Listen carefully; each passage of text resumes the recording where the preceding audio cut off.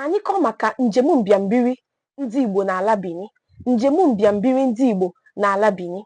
E nwegasịrị ebe ndị Igbo gara njem mbịambiri n'oge gboo nke gụnyere Benin, ala Yoruba na ala ugwu, mana ka anyị kọọ maka nke Benin ugbu a. Ndị Igbo bụ ndị njenjem abụghị taa ka o bidoro.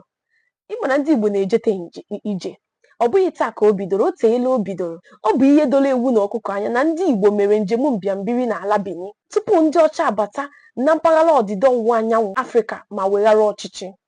Obodo ndị gụnyere Uburu Ukwu, Iselu Ukwu, Iselu Azagba, Agbọ, Umunede, Ọgwachi Ukwu bụ ndị Igbo mere njem mbịarambịara n'ala Benin lọghachiri azụ ma biri ebe ahụ taa.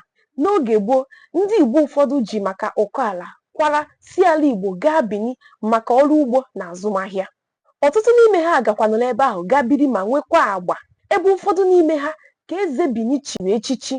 Mana n'ihi etu ụfọdụ n'ime ha si awa anya ma na-agbakwa mbọ, ha na ndị Benin malitere na-enwe nsogbu nke mere ka ha malite laghachitebe ala Igbo na 16th century. Mana ọ bụghị ha niile gafere osimiri Niger laghachitere ebe ha si pụta. Ọ bụ naanị ndị Ọnịcha bụ ndị gafere osimiri Niger. Ọtụtụ ndị laghachiri bi n'ogbe dị n'agbata Abudu na Asaba, ya bụ ndị nke mkpọsịtaburu gị bụ Iselu Ukwu, Uburu Ukwu, Iselu Azagba, Agbọ, Umunede na Ọgwachi Ukwu. Ha abụghị ndị Benin.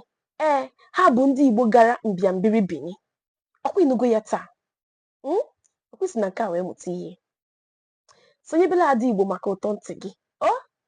Ya gazie.